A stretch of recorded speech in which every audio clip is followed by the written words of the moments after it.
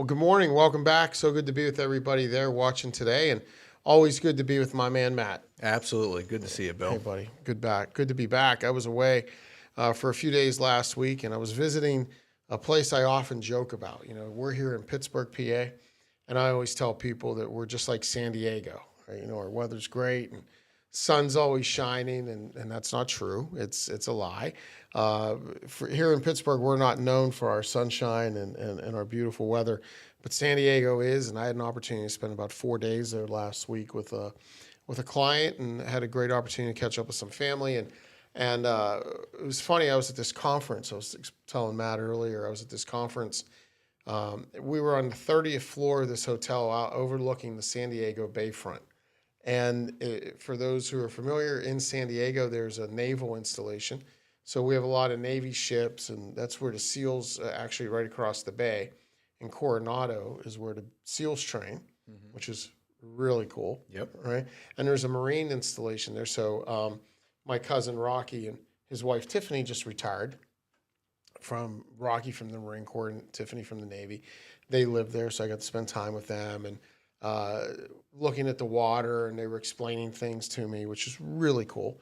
And then we're on the 30th floor for this conference, and I'm looking out one day, and I see these massive Navy ships going up and down the bay. And I thought, that's pretty cool. And as I was watching these ships, not going very fast, but just, moving through the bay, I was struck by what they left behind. And I thought, what can we learn about leadership and what do we learn about sales? And sales is nothing more than our impact on others, right? How do we impact others to have positive outcomes for them? And those positive outcomes usually help us. But I was wondering, what can we learn from that? And I saw the wake of these boats. And for those of us that have ever been in a boat, if you look behind, you see that wake, right? The churning up of the water. And one of the things Matt and I talk about in our coaching practice with leaders is knowing your wake, knowing what you're leaving behind, knowing the impact you're having on the environment. Yet we've never talked about that before about salespeople. And I thought, as salespeople, it's critical to know our wake as well. What's the impact we're having on these engagements, whether they're with prospects or clients? And I don't know if we spend enough time thinking about that. Yeah, and when it comes to sales, you're talking about wake. So first thing that popped in my mind is big wake, huge wake, lots of success. That's what you want. But you had an interesting point before. Are we that guy or gal that's I'm not a big boater, so if I use incorrect terms, when you're by the harbor and there's no wake zones, you're explaining to me before. Are we that person that's speeding by, that's not paying attention? All the boats in the harbor are bouncing up and down.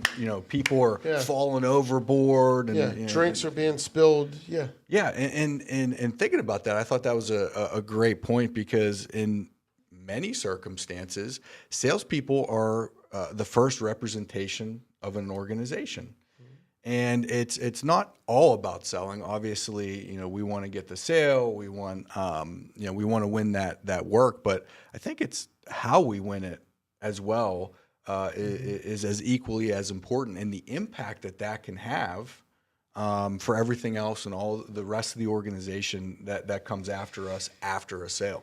Yeah, great point. Right, when our wake is traumatic or dynamic, maybe when we're in the sales side.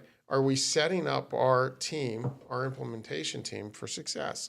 Or are we setting them up for failure? Because if they come in and people are distrusting because of the way we acted, has it been about us? Has it been too much energy when it's not appropriate?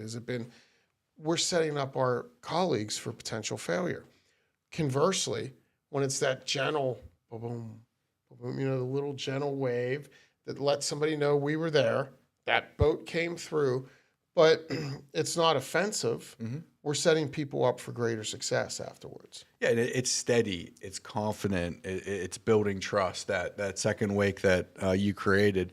And I was thinking about salespeople often when we're talking about situations or they're new in our practice as a client.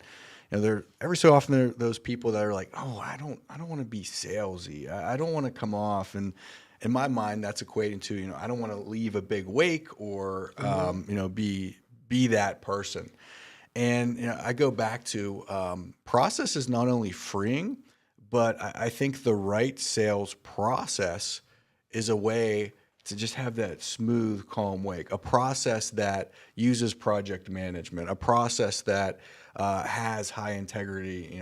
It's never wrong to do the right thing. A process that's built around sales is something you do for someone, not to someone. All those isms that we always talk about. So thinking about that process, the best compliment that the people that we coach get early on in the coaching is, wow, that felt different. Wow, there was something about that, and whether they can put their finger on it or not, that just felt good.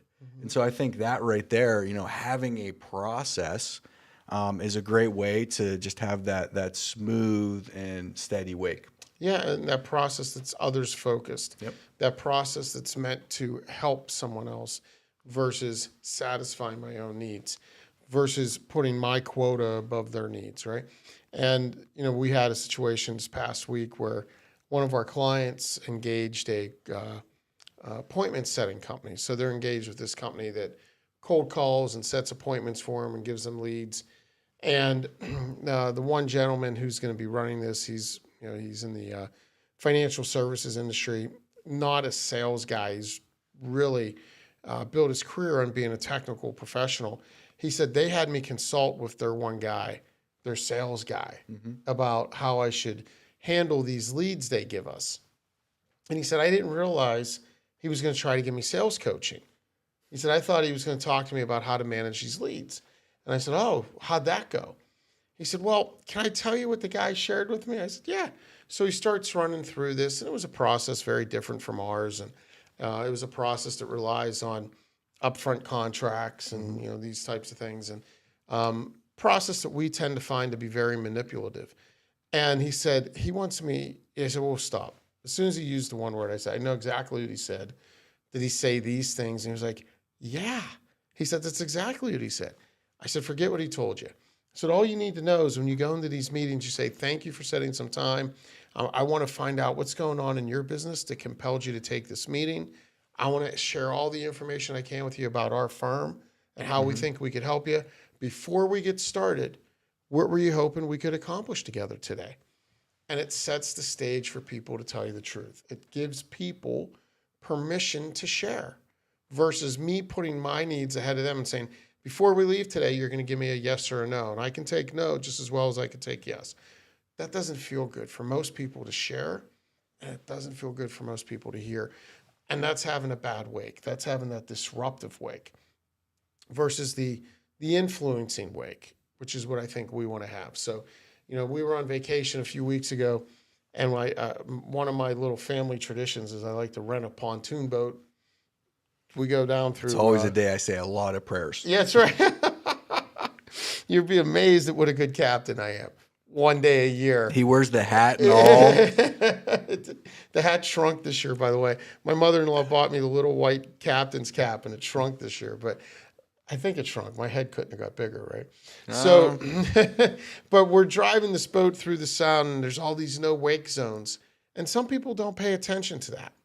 They put their own needs ahead of that of normalcy or civility and what's good for others. And they're the people that are looked at very with great disdain by everybody else because they make life more difficult for another. But those that understand when to have a wake out in the sound when you're pulling people or trying to have some fun and disrupt things versus knowing how to act when you're in the controlled zone, we can have a very influential wake. We can literally lift all of those that we touch. We can lift up all of those we encounter. We don't have to have them going side to side in a confused manner. We don't have to have boats banging off each other in the harbor. We don't have to have people, like that scene in Caddyshack where Ted Knight's christening his boat and people were falling over the side and everything. Don't be that. We don't have to be that person. we can go out and we can have positive impact and influence on all those we encounter by knowing what we're doing with our process, by staying true to our process, by always giving people an opportunity to share freely, get their concerns out, and we connect dots to how the solutions help them. So, knowing our wake, know our wake as a leader, that impact that we have, know our wake as a salesperson, and I think we can help others much more than we create disruption. And I know you're wrapping up. No, not if you have something. But to share. I wanted to throw one more thing in. We can create an internal wake as well as salespeople, because we interact with others. Maybe we interact with appointment setters. Maybe we interact post-sale with project managers or customer service or billing, legal. So what's the wake that we're bringing when someone within our organization is trying to do their job, whatever facet that is in the organization, and we're the salesperson, just get it done. I can't believe I have to deal with this. I should be out selling. What's going on? Not communicating, maybe not treating people with the dignity and respect that, they deserve. That's another opportunity to have a wake, hopefully a positive wake. Yeah, and if that is your wake internally, how do you think those people in turn are going to communicate to your customers? Right? Because we always talk organizations that say the customer is king, but treat their people like peasants, never get that customer is king impact. The customer never feels like a king or queen when we treat our people like peasants. And if we're salespeople and we're not showing the same dignity, respect, and concern for our internal colleagues who deliver solutions, who deliver the experience, we're setting ourselves up for failure, and we're going to end up working a lot harder than we need to. Yep. So anyway, sorry about that. But I think overall today is all about how do people feel after a sales encounter with us. So maybe a good question to ask yourself or ask someone that's a client.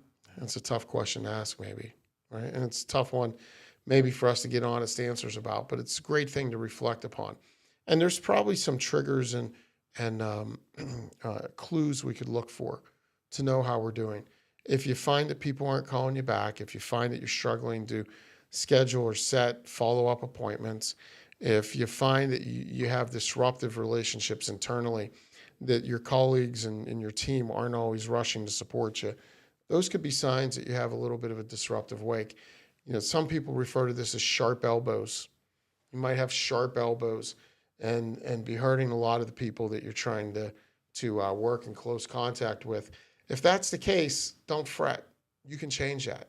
It takes a little patience, it takes a little intentionality, it takes a little concern. But let's just be mindful of how we treat others and how they feel after the encounter, both internally and externally. So thanks, Matt. Great points. We hope you guys have a great week. We hope you go out and have a pleasant journey for the week ahead, and that it's filled with pleasant, calm wakes and not a bunch of disruptive ones. Take care. God bless.